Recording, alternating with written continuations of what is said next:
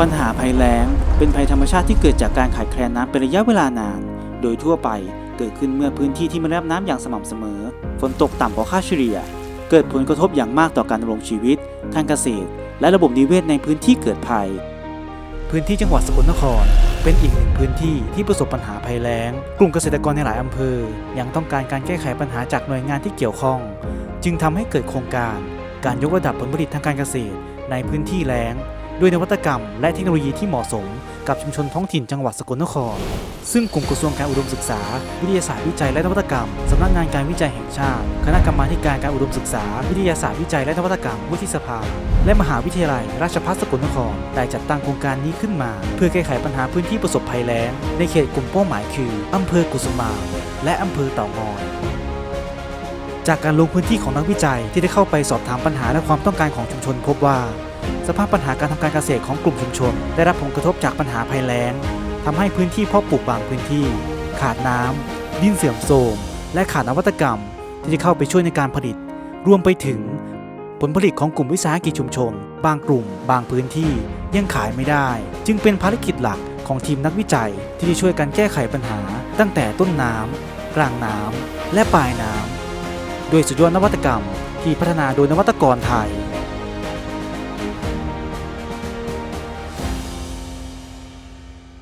เมื่อเราทราบปัญหาแล้วก็เร่งดำเนินการอย่างทันทีปัญหาน้ำแล้งเป็นสิ่งที่ต้องการแก้ไขอย่างเร่งด่วนเนื่องจากพื้นที่ทำการเกษตรจะต้องใช้น้ำในปริมาณที่เพียงพอและเหมาะสมต่อพื้นที่เพื่อให้ผลผลิตทางการเกษตรผลิดอกออกผลเป็นไปตามที่คาดหวัง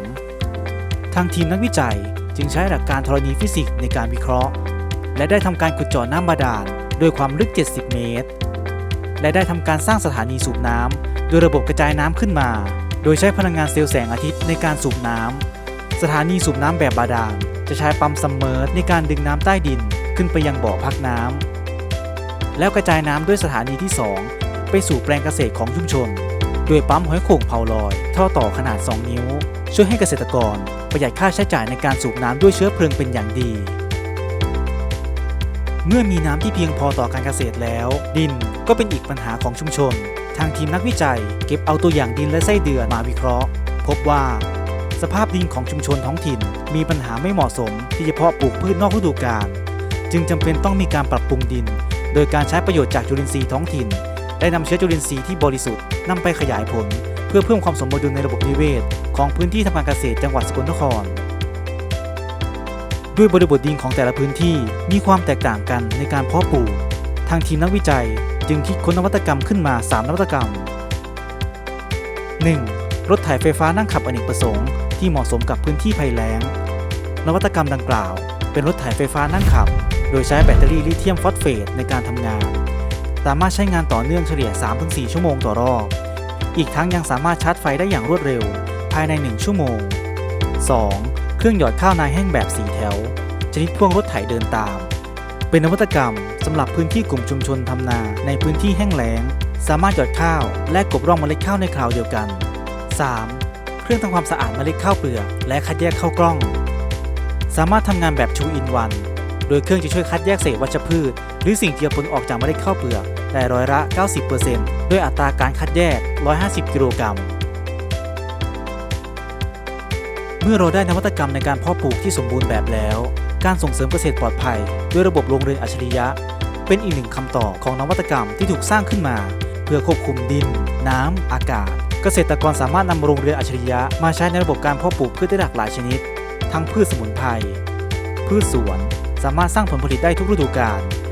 โดยจะสามารถควบคุมปัจจัยการเติบโตของพืชได้โดยใช้ชุดเซ็นเซอร์และระบบควบคุมสภาพแวดล้อมตามความต้องการของพืชซึ่งมีทั้งระบบอัตโนมัติและแบบกำหนดเองได้จากผู้ใช้งานจะทำให้เกษตรกรลดการใช้สารเคมีประหยัดน้ำมากกว่าการปลูกปกติสามารถควบคุมสิ่งแวดล้อมและดูแลผลผลิตให้มีมาตรฐานปลอดภัยยิ่งขึ้นนอกจากนี้ยังมีการพัฒนายกระดับการผลิตสารสำคัญในพืชสมุนไพรเพื่อให้ได้มาตรฐานสร้างมูลค่าเพิ่มและสร้างรายได้อย่างยั่งยืนเมื่อเราได้ผลผลิตที่มากขึ้นการแปรรูปหรือแม้กระทั่งการตากผลผลิตทางการเกษตรจึงเป็นส่วนสำคัญ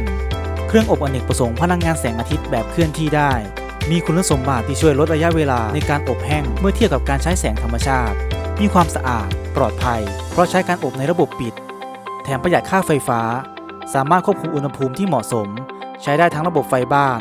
และพลังงานจากเซลล์แสงอาทิตย์เมื่อชุมชนสามารถผลิตผลผลิตตามที่ต้องการแล้วการขอการรับรองมาตรฐาน GMP เป็นอีกหนึ่งการยกระดับการแปรรูปสู่มาตรฐานสากล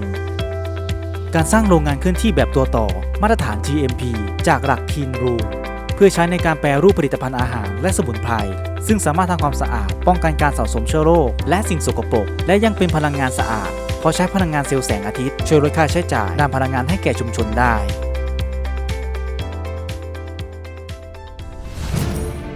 นวัตกรรมที่เกิดขึ้นภายใต้โครงการนี้ทั้งหมดนั้นมุ่งหวังให้เกิดผลลัพธ์ที่น่าพึงพอใจกับชุมชนท้องถิ่นทำให้ได้ผลลัพธ์ที่มีคุณภาพได้ประสิทธิภาพสูงสุดถูกนำมาแปรรูปเข้าสู่กระบวนการมาตรฐานพัฒนาบรรจุภัณฑ์ที่มีเอกลักษณ์สร้างแบรนด์สร้างคุณค่ามูลค่าสร้างสินค้าให้แก่วิสาหกิจชุมชนพอเราได้รับนวัตกรรมมาแล้วดีมากเลยครับเราสามารถตกกล้าดำหน้าไถหน้าได้แล้วก็เราใช้แสงแดดอย่างเดียวเราบ่ได้ซื้อน้ำมันมาใช้เลยกับบ่ได้เปลืองค่าใช้จ่ายเลยมีจุลินทรีย์มาซอยนี่เข้าก็งามขึ้นหลายมีแบบนี้มาแล้วนี่เฮาสิใช้ประโยชน์ได้ไปตลอดเลยแบบต่อเนื่องมาเทื่อหน้านี่กลุ่มสมาชิกกลุ่มข้าวหอมดอกหั่งย่านได้ใส่ทองพุ่นแหละ ก็ดีใจหลายที่มีอาจารย์มาร่วมทำวิจัยกับไทยบ้านมาให้ความรู้หลายๆอย่างค่ะโครงการที่วัดสัมพันธ์ออกมาช่วยนี่หวังว่าทุกคนสมาชิกต้องมีรายได้เกิดขึ้นแล้วก็สมุนไพรเราคือไปไหนเขาก็รู้ขอบคุณจริงๆที่นำโครงการดีๆนี้มาให้ได้ช่วยต่อยอดรายได้ เพราะว่าจะได้มีรายได้เข้ามาในครอบครัวค่ะความสำเร็จของโครงการวิจัยนี้ไม่ใช่องค์ความรู้หรือเทคโนโลยีนวัตกรรมที่นักวิจัยได้พัฒนาสู่ชุมชนแต่เป็นความร่วมมือของทุกภาคีเครือข่ายสามารถนำองค์ความรู้นวัตกรรมที่ได้รับถ่ายทอดประยุกต์ใช้กับบริบทของตนเองกระจายความรู้สู่พื้นที่ต่างๆและสามารถดูแลตัวเองได้อย่างยั่งยืน